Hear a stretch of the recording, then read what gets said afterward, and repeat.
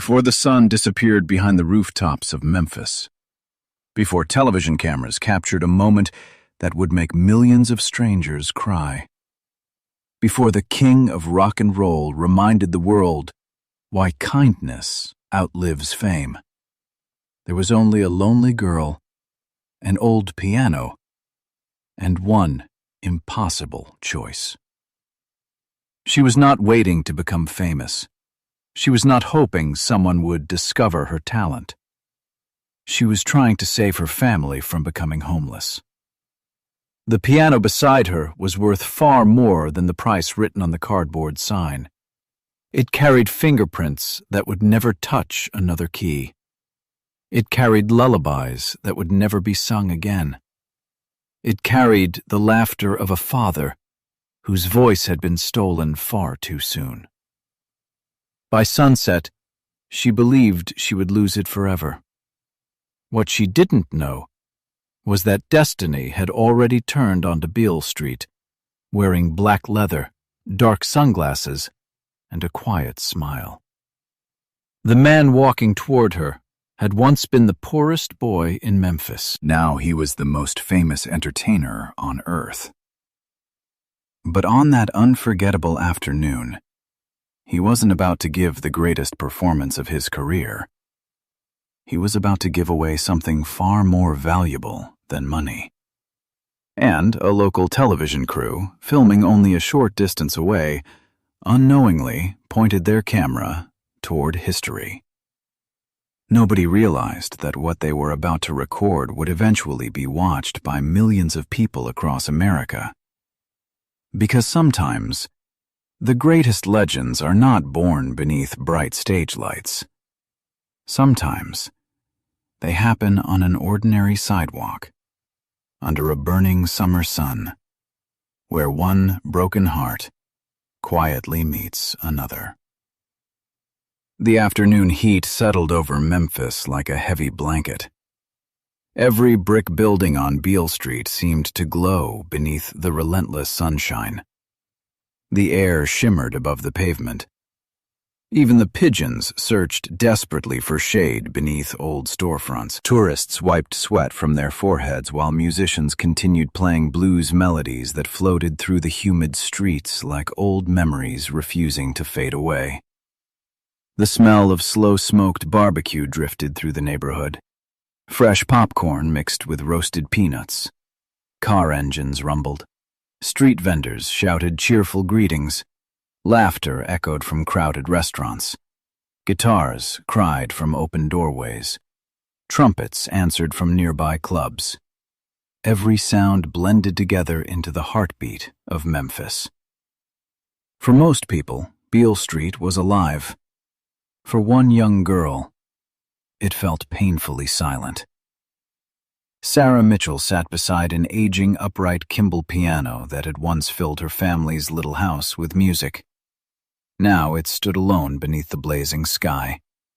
Its polished wood had faded after years of faithful service.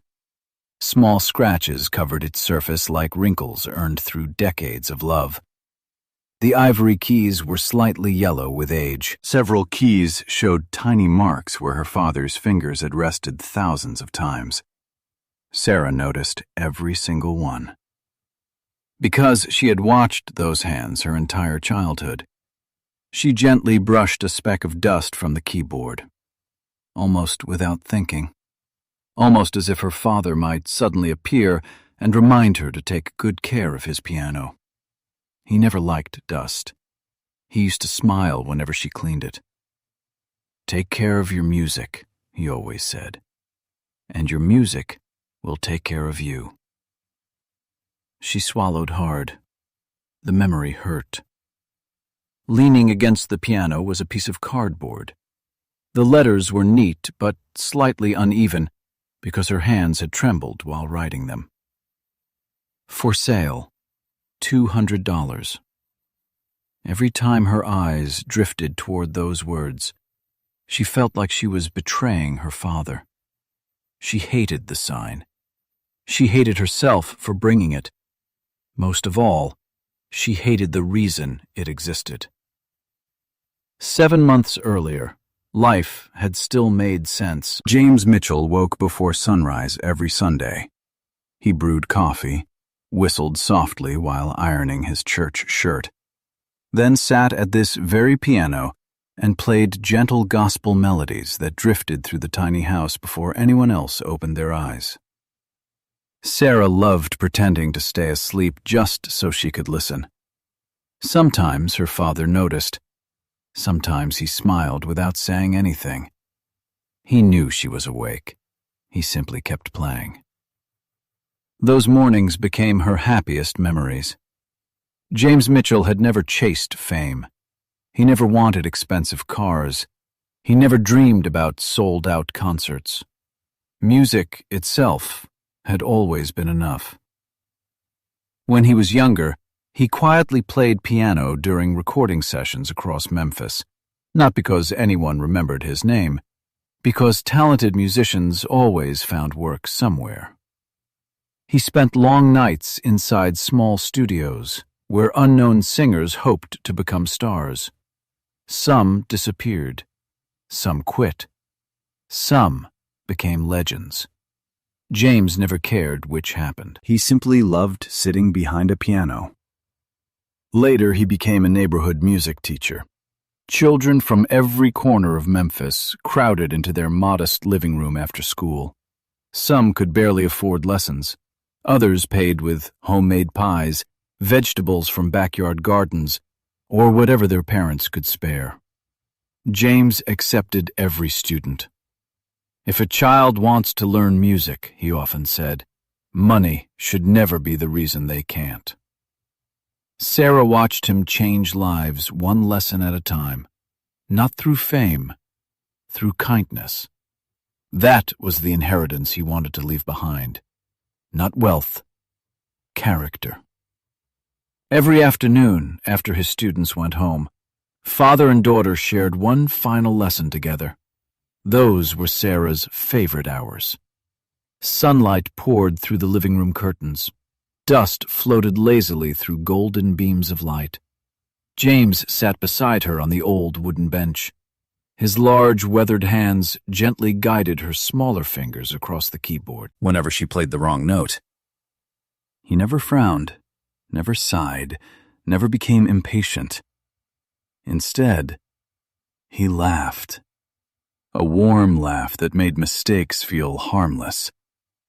Again, sweetheart. That was all he ever said. Again, again, again, until the music finally smiled back. Her favorite song was always "Can't Help Falling in Love." Not because the world loved it, because her father did. He sang every word with imperfect pitch and endless heart. Sometimes he forgot lyrics halfway through. Sometimes Sarah laughed so hard she stopped playing altogether. Then they both laughed until tears rolled down their faces. Those moments became priceless after he was gone.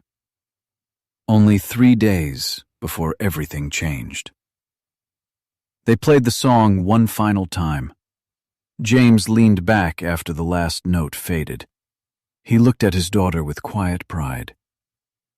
"You know something?" Sarah smiled. "What?" One day, he gently tapped the piano keys. "These old keys won't belong to me anymore." She frowned. "What do you mean?" "They'll belong to you." She laughed. "I'm not ready." He smiled. "You don't have to be ready today." He placed his hand over hers. "But promise me something." "What?" "No matter what happens," he squeezed her fingers, "never stop playing." She promised. 3 mornings later, her father collapsed before church. By sunset, he was gone. No warning, no goodbye, no second chance. Only silence. The silence that follows a heartbeat that never returns. Their little house changed overnight. The piano stopped singing. Her mother's smile disappeared. Dinner conversations ended. The walls themselves seemed quieter. Even the clock sounded louder. Sarah often sat on the piano bench long after everyone else had gone to bed. She rested her hands on the keys, but couldn't play. Every note reminded her of the empty chair beside her. Sometimes she imagined hearing footsteps behind her. Sometimes she almost turned around expecting her father to say, "Again, sweetheart." But nobody was there. Only memories. Then came another heartbreak. Bills piled higher every week. Her mother worked longer hours at the fabric store. Still, it wasn't enough. Rent, electricity, groceries, medicine, school clothes for younger brothers. Everything became more expensive. Everything except hope. Hope grew smaller each day. James believed he had left life insurance behind. He hadn't. The policy had quietly expired after difficult financial months years earlier. Nobody discovered the truth until after the funeral. It felt cruel, almost impossible, as if life had stolen from them twice. Then the eviction notice arrived. Sarah watched her mother read it without speaking. Her hands shook. Her eyes filled with tears she refused to let anyone see. After several long minutes, Dorothy folded the paper, placed it inside a kitchen drawer, then calmly began making dinner, as though nothing had happened. That frightened Sarah more than crying ever could. The family worked endlessly. Dorothy accepted every extra shift available. Sarah babysat every evening after school. Her younger brothers searched empty lots collecting bottles for deposit money. Little by little, they gathered enough to survive. But one problem remained. They were still exactly $200 short. Exactly. The amount Sarah hoped someone might pay for the piano. When she suggested selling it, her mother immediately refused. "No." The answer came instantly. "We'll find another way." "There isn't another way. There has to be." Sarah quietly walked to the piano, rested both hands on it, then whispered words neither of them wanted to hear. "We can't sleep inside memories." Silence filled the room. Her mother slowly lowered her head. Minutes passed. Finally, with tears running down her cheeks, she nodded. Neither of them spoke, while neighbors helped load the heavy piano into an old pickup truck the following morning. Every mile toward Beale Street felt like driving farther away from James himself. Sarah arrived before late morning. She carefully rolled the piano onto the sidewalk, straightened the cardboard sign, smoothed her dress, then sat beside it, waiting, praying, believing. Hours slipped away. Hundreds of strangers walked past. Some smiled politely, some stared. A few asked whether it still worked. One man laughed. "Who's going to buy a piano sitting on a sidewalk?" His friends laughed with him. Sarah forced herself to smile. After they disappeared, she quietly looked down so nobody would see the tears gathering in her eyes. She refused to cry, not here, not in front of strangers. Her father had always told her, "Mitchell women bend, they never break."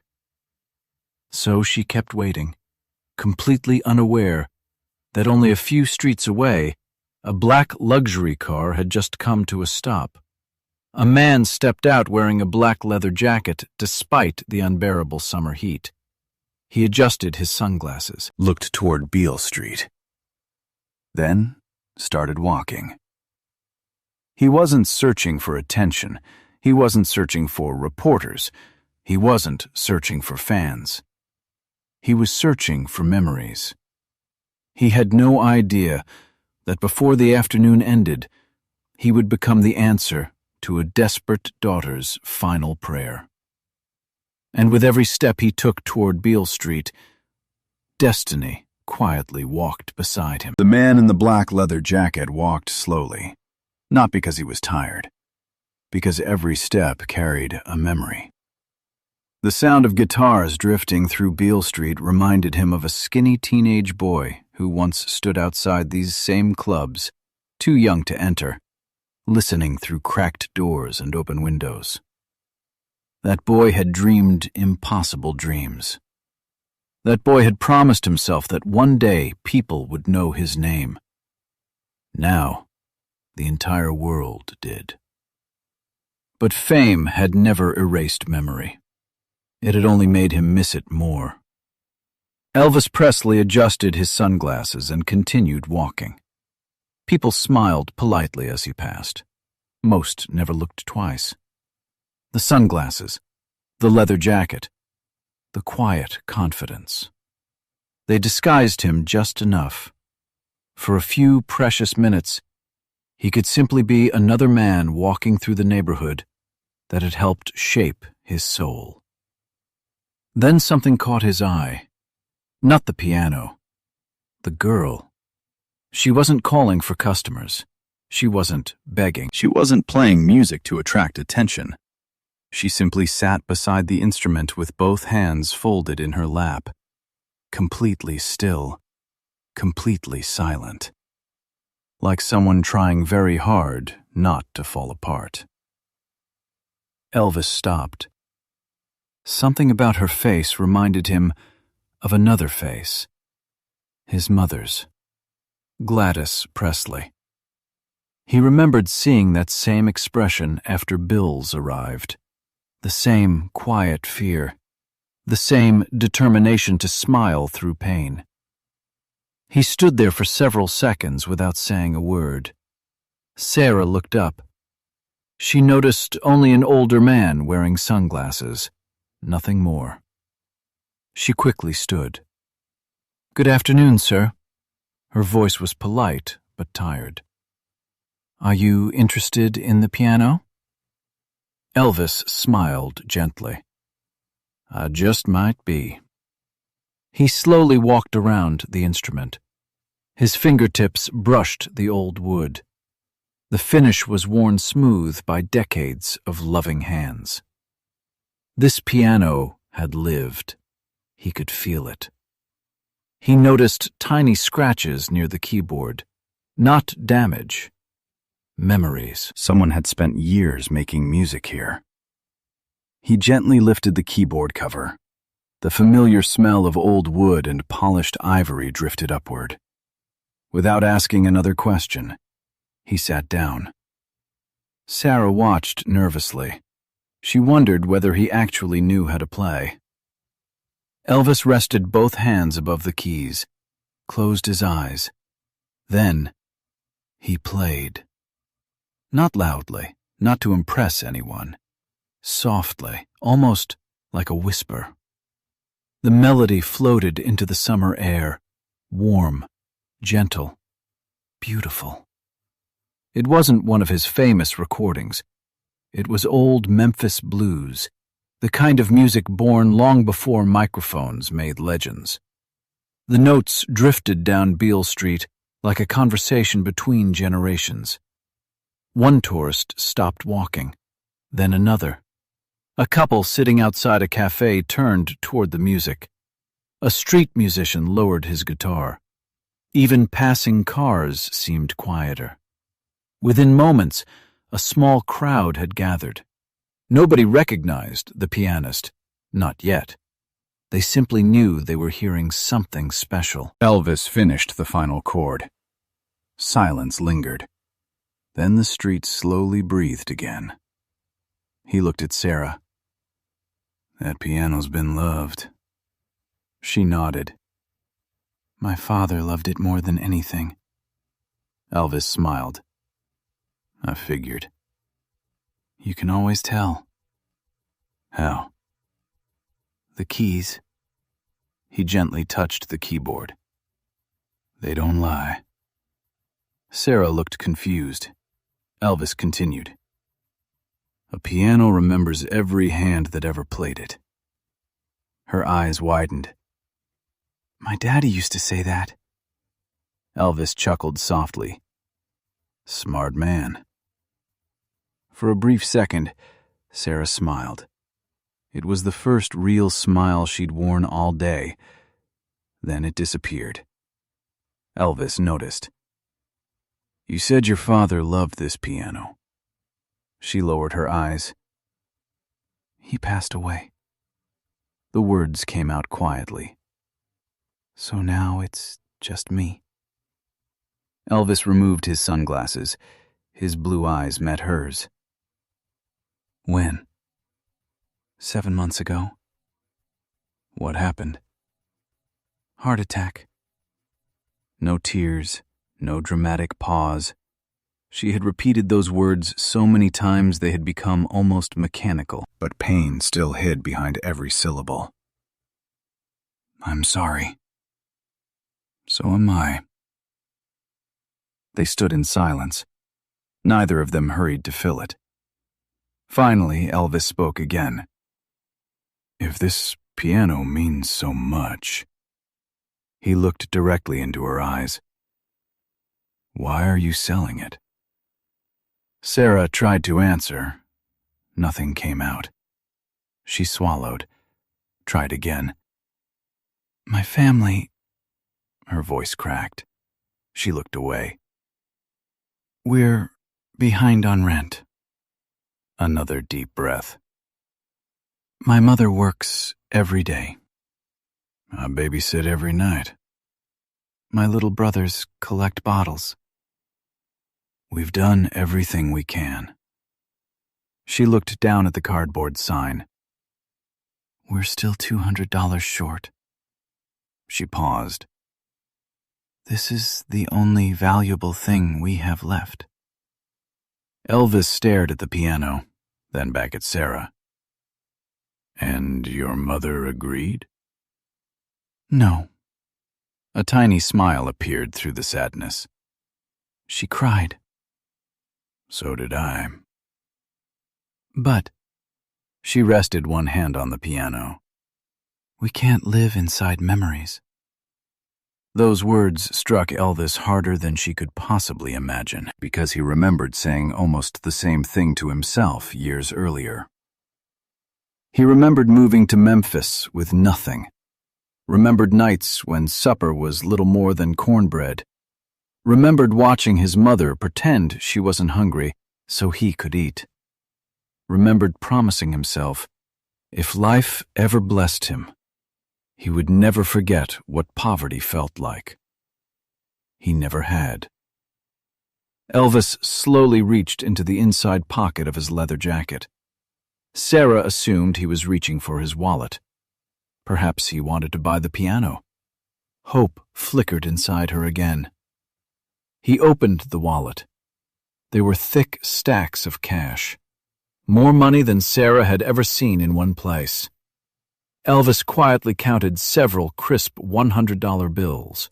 1, 2, 3, 4, 5, 6, 7, 8, 9, 10. He folded them together, then extended his hand. Sarah stared. She didn't move. I can't. Her voice barely existed. Take it. But the piano only costs $200. I'm not buying the piano. She frowned. I don't understand. This money isn't for the piano. He gently placed the bills into her trembling hands. This is for your family. She immediately tried to hand the money back. No, sir. I can't accept this. You don't even know me. Elvis softly closed her fingers around the bills. I don't have to know your name. I know your heart. I've been watching you. You never begged. You never complained. You sat here trying to save your family. That tells me everything I need to know. Sarah's lips trembled. Tears filled her eyes. But my father... I promised I'd save our home. You are. Elvis smiled. And your father already knows. She looked completely overwhelmed. Then came the question she never expected. If you're not buying the piano... Why are you giving us this? Elvis looked down at the old Kimball, then back into Sarah's tear-filled eyes. His voice became almost a whisper. Because that piano doesn't belong to me. It belongs to your father.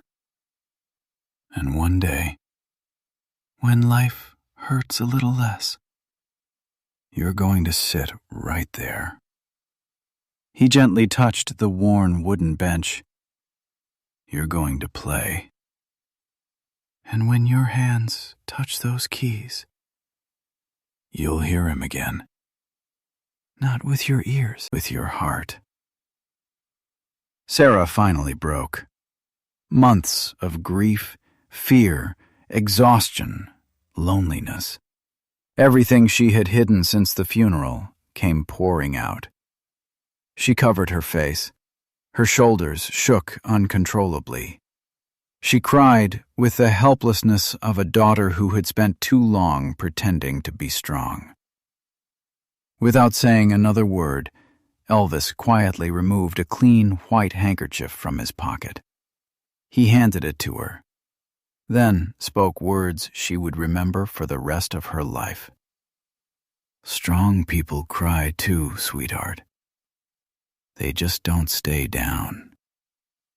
Sarah slowly looked up. For the first time, she truly saw his face. Something felt familiar. She couldn't explain it. Then, somewhere behind the growing crowd, a woman suddenly gasped. Her shopping bag slipped from her hands. She pointed toward the man beside the piano. Her voice echoed across Beale Street. Oh, my goodness. That's Elvis Presley. Within seconds, every head turned. The quiet afternoon was about to explode. For one long heartbeat, nobody moved. The music had stopped. The street had fallen silent. Even the sounds of traffic seemed to disappear beneath the weight of one unbelievable realization. Then, everything changed. That's Elvis! Another voice shouted. Elvis Presley! People turned so quickly that hats fell onto the sidewalk. Store owners rushed out of their doorways. Tourists abandoned their shopping bags. Musicians stopped playing in the middle of songs. Within seconds, dozens of people surrounded the old piano. Then dozens became hundreds. A local television crew that had been filming a feature about Beale Street immediately swung their cameras toward the growing crowd. The cameraman didn't know exactly what was happening. He only knew history had just found him. The red recording light came on. No one realized that those few minutes of film would someday become one of the most talked about moments ever captured on Beale Street. Fans began calling Elvis's name. Hands stretched toward him from every direction. Some begged for autographs. Others simply wanted to touch the man whose music had changed their lives. Security guards, who had been several streets away, spotted the crowd and hurried toward the scene. But Elvis never looked at the fans. His attention remained on Sarah. She still stood there, holding the folded bills with trembling hands. Her father's piano remained exactly where it had been, exactly where it belonged. Elvis gently placed one hand on top of the old piano. He smiled. Then he looked at Sarah one final time. Promise me something. She wiped away her tears. I promise. You don't even know what you're asking. I don't have to. His smile grew warmer. I know you'll keep your word. She nodded. What do you want me to promise? He looked at the piano. Never sell this. She blinked. But he gently interrupted her. Money disappears. Furniture wears out. Houses come and go. But memories. He softly tapped one of the ivory keys. Memories become music. And music never dies. Sarah looked at the worn keyboard, the same keyboard where her father had taught her every scale, every chord, every dream. I don't know if I'm good enough. Elvis smiled. Neither did I. The crowd laughed softly. He continued. I spent years believing I wasn't ready. I kept waiting until I felt brave. You know what I learned? Sarah shook her head. You become brave by walking onto the stage while you're still scared. She smiled through fresh tears. I miss him every day. I know. Sometimes, she struggled to continue, I sit at the piano and I can't play. Because if I play, it feels real. It means he's really gone. Elvis's eyes filled with emotion. No. He gently shook his head. It means he never really left. She looked confused. He pointed toward her heart. The people we love leave their voices inside us. They teach us. They shape us. They become part of every choice we make.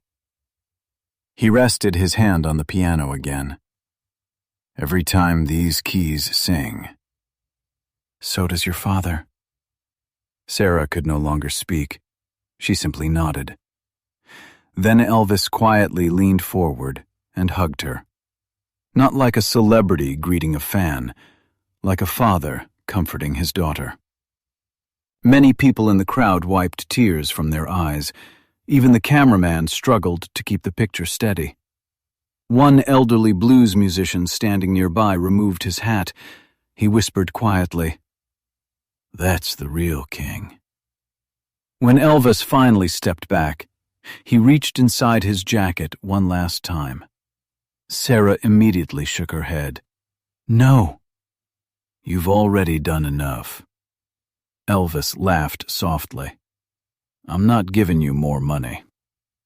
He pulled out a small fountain pen, then picked up the piece of cardboard that read, "For sale, $200. He carefully turned it over. On the blank side, he wrote only one sentence. Never sell your father's music. Then, beneath it, he signed his name, Elvis Presley. He handed the cardboard back to Sarah. "Frame this. It'll remind you of today." By now, security had finally reached him. They carefully opened a path through the crowd. Fans continued calling his name. Cameras flashed nonstop. Before leaving, Elvis looked back one last time. He smiled, raised his hand, then quietly disappeared into the sea of people. Sarah watched until she could no longer see the black leather jacket. Only then did she look down at the money still resting in her hands. It no longer felt like money. It felt like hope. That evening, she carried the piano back into the apartment. When her mother opened the front door, she froze. "The piano? You brought it home?" Sarah smiled, then placed the money on the kitchen table. One crisp bill after another. Her mother stared. She counted once, then again. Finally, she looked at Sarah. "What happened?" Sarah answered with only 4 words. "I met Elvis Presley." Her mother laughed, then stopped, because Sarah wasn't smiling. She was crying. An hour later, mother and daughter were crying together. Not because they were afraid anymore. Because for the first time since James Mitchell had died, they believed tomorrow might actually be better. That night, long after her brothers had gone to sleep, Sarah quietly sat before her father's piano. Moonlight spilled through the living room window. She rested her fingers on the familiar keys. For several long moments, she couldn't move. Then she remembered Elvis's words. "Every time these keys sing, so does your father." She closed her eyes, took one slow breath, and began to play. The first notes of "Can't Help Falling in Love" floated gently through the tiny apartment. Her fingers trembled. She missed a few notes. She started over. This time, she finished. When the final chord faded into silence, she looked toward the empty chair beside her. For the first time, it didn't feel empty anymore. 3 days later, the local television station aired the footage. Nobody expected what happened next. Telephone calls flooded the station. Newspapers asked for copies. Television networks across the country requested permission to broadcast the story. Within weeks, millions of Americans had watched the recording. They didn't remember the money. They remembered the kindness. Letters poured into the Mitchell family's mailbox from every corner of the country. Some included small donations. Others included handwritten prayers. Children mailed drawings of pianos. Veterans wrote about losing parents. Widows shared stories of hope. Complete strangers reminded Sarah that she was no longer carrying her grief alone. Then another surprise arrived. A quiet phone call. Elvis's attorney explained that Elvis had established a private education fund so Sarah could continue studying music. He had requested that no announcement be made. No publicity, no interviews, no headlines. He simply wanted her father's dream to stay alive. Years passed. Sarah never sold the piano, not when money became tight again. Not when collectors offered far more than it was worth. Not when museums asked to display it. It remained exactly where her father had left it, in her home, waiting to sing. Eventually, Sarah became a music teacher, just like James Mitchell. Every child who entered her classroom heard the same words her father had once spoken to her. "If you take care of your music will take care of you." Many years later, a little girl asked about the old piano standing in the corner. Sarah smiled, walked over to it, ran her hand across the worn wooden surface, then pointed toward a faded cardboard sign hanging inside a glass frame. On it were the words written by Elvis Presley decades earlier. "Never sell your father's music." Sarah smiled through grateful tears. "I never did." Because on one unforgettable afternoon beneath the blazing Memphis sun, a man the world called the King of Rock and Roll reminded one frightened daughter that the greatest inheritance a parent can leave behind is not money, not fame, not success, but love. And while concerts eventually end, while applause fades, while even legends become history, one act of genuine kindness can echo through generations forever. Sometimes the greatest songs are never recorded. Sometimes they are simply lived.